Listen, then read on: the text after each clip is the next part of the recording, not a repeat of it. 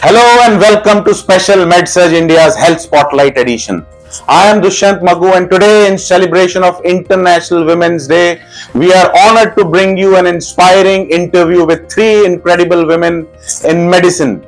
These trailblazing doctors are breaking barriers, transforming lives, and redefining healthcare across India and beyond. Did you know that 1 in 6 couples in India face fertility challenges, or that early detection can prevent 90% of cancers? Today, we are talking to experts who are changing their narratives and empowering women to take charge of their health. So, let's meet our amazing guest. Joining us today are Dr. Neha Gupta, IVF specialist at MediWorld Delhi, Dr. Rajendra Kaur Saggu, breast oncosurgeon at Max Healthcare Vaishali, Dr. Preeti Yadav, plastic and cosmetic surgeon at Konark Aesthetic Gurugram. Welcome, doctor. Let's dive in. So I'll start off with Dr. Neha Gupta, who is a senior IVF specialist at MediWorld Delhi. So Dr. Neha, IVF has been a game changer for so many families. What sparked your passion for fertility medicine, and how do you empower women on this incredible journey? Hello, thank you for having me here. Now, when we talk about infertility, you only mentioned that 1 out of 6 couples in all over the world are suffering with infertility. So it's a big burden to the society and to the couples who are planning for pregnancy. Now, seeing these couples, we feel that if we are able to give them their joy of parenthood, then they are complete, their families are happy, and we are dealing with a very important concern which is there in our society. So infertility is a very challenging and interesting branch for me. I love treating women who come and approach us who are having trouble in getting pregnant. And with the advancements in our fertility management, with the new research, with an evolving field, we are always on our toes to learn this new science and to improvise our knowledge and help our couples better in fulfilling their dream of parenthood.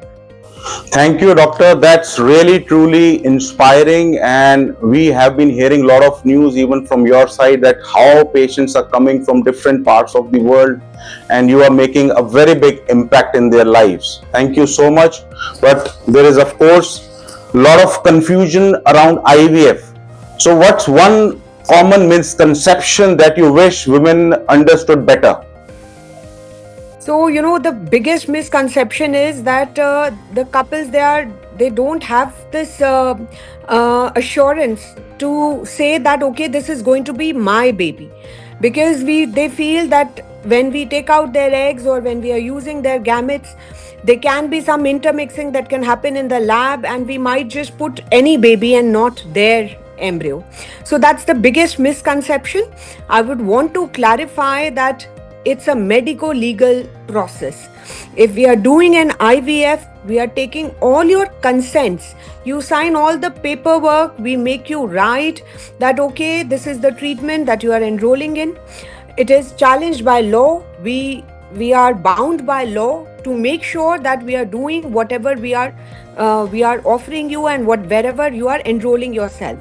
So women who need donor egg IVF, there are special consent papers that are signed, there are some affidavits that are to be done, there are some insurance policies which we have to abide by. So I think that's the biggest misconception. We can never intermix the gametes.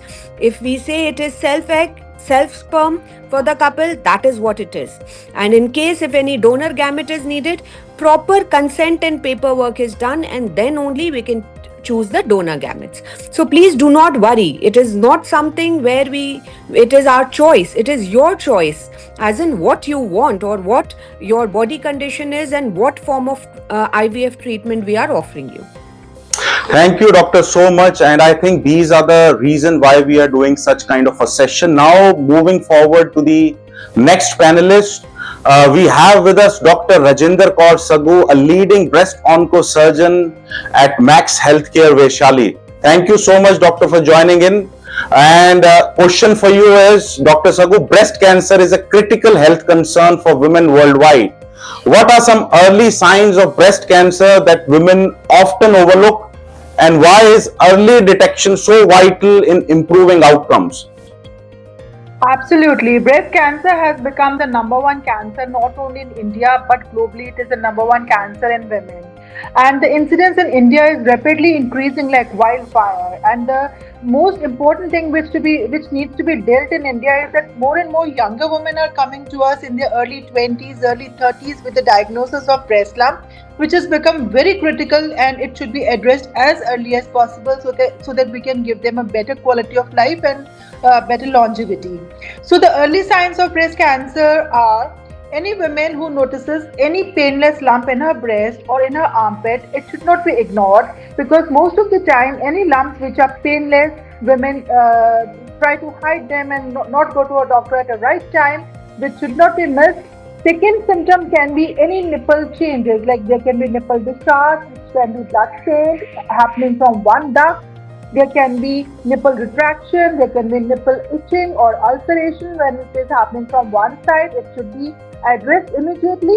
Third symptom can be any skin changes, like if the skin is becoming dimpled or puckered or thickened or like an orange peel appearance, this can be a sign of advanced cancer. And the fourth, if there is any change in the size or shape of the breast, if a lady notices any sudden retraction or any sudden enlargement of the breast, that should also not be missed. And fifth sign, any lump in the armpit or any fullness in the armpit associated with any lump in the breast also needs attention.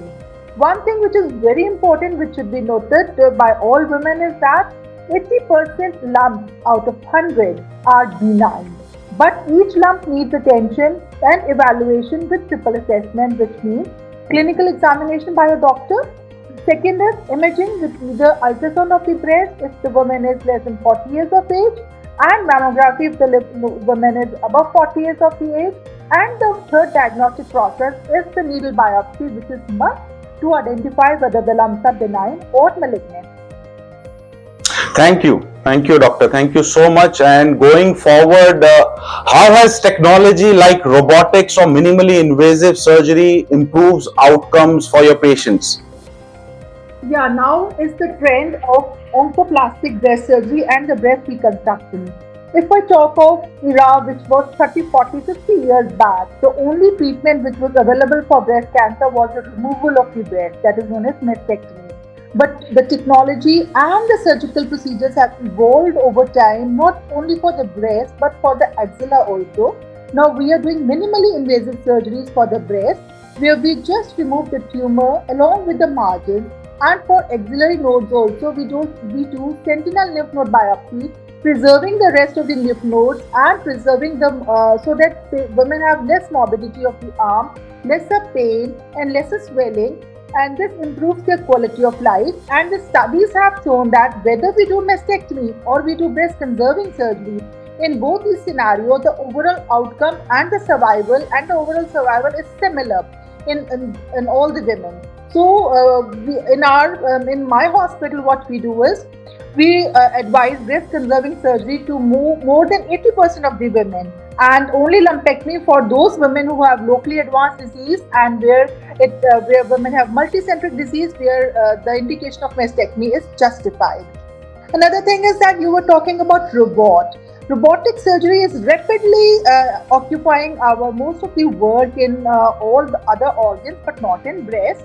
It is still evolving in breast, and we are doing now nipple sparing mastectomy with reconstructions like LV flaps or implants with robotic surgery. This is definitely the future, and we are happy that we are able to provide more and more minimal invasive surgery with better cosmetic outcomes and better aesthetics, that is improving the quality of life of the ladies with breast cancer.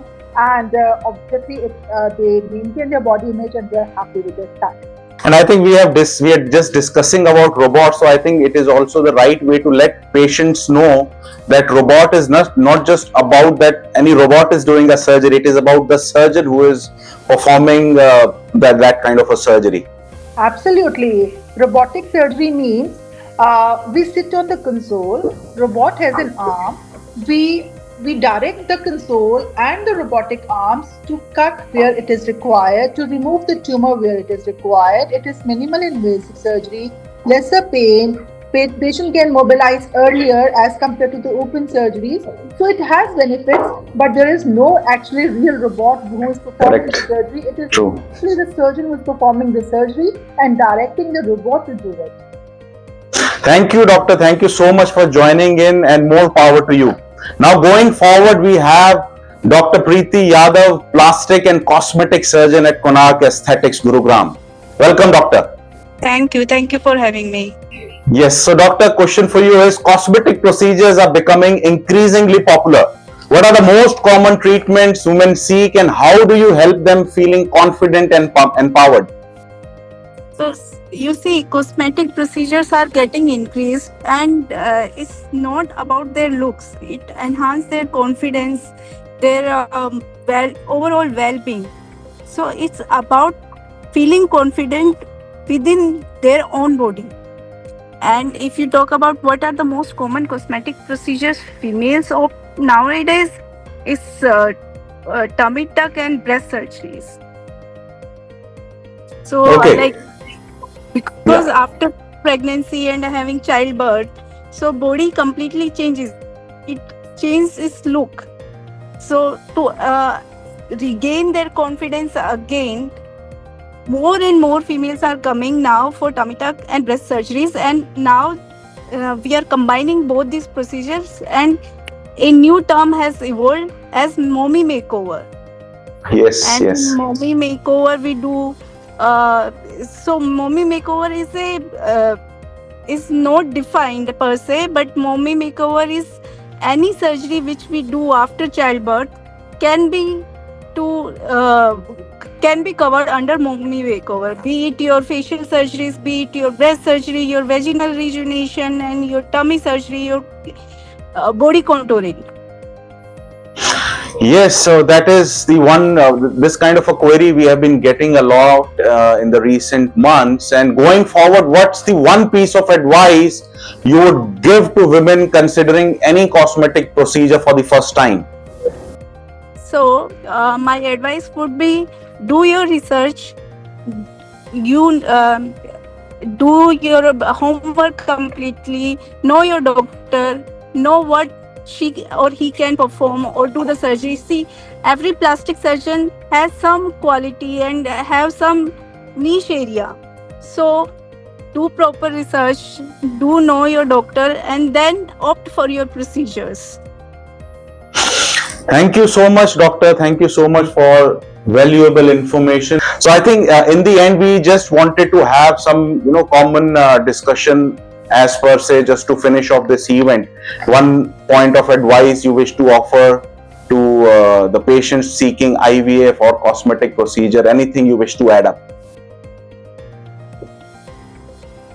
So from my side, I would say that if the couple is considering infertility treatment and is looking for IVF, then they should know that IVF is, if it is being done in a lab which is recognized, which has world class embryology setup, where we are able to offer you the best in-house lab along with the pre-implantation genetic testing for aneuploidy or the monosomic disorders, where you can understand why your previous IVFs have failed and what you can do to make it successful in the next attempt. I think it is very good if we can do a one-to-one counseling with the patient and then try to understand and then plan their treatment protocol for them to have a better success. So if you have any queries, I think it is better that we get in touch with the patients before they plan their travels, and we make it more Thank you so much, doctor, for joining and giving such a valuable information to all the patients seeking IVF. And I think we'll end this session. Thank you once again to all the panelists today. Dr. Preeti as well. I think Dr. Sagu has left. Thank you once again. Have a good evening. Thank you for being with us and sharing your journey. On this International Women's Day, we celebrate the strength and resilience of women worldwide. That's all for today. Stay connected with Med News India for more inspiring stories and breakthroughs. See you next time.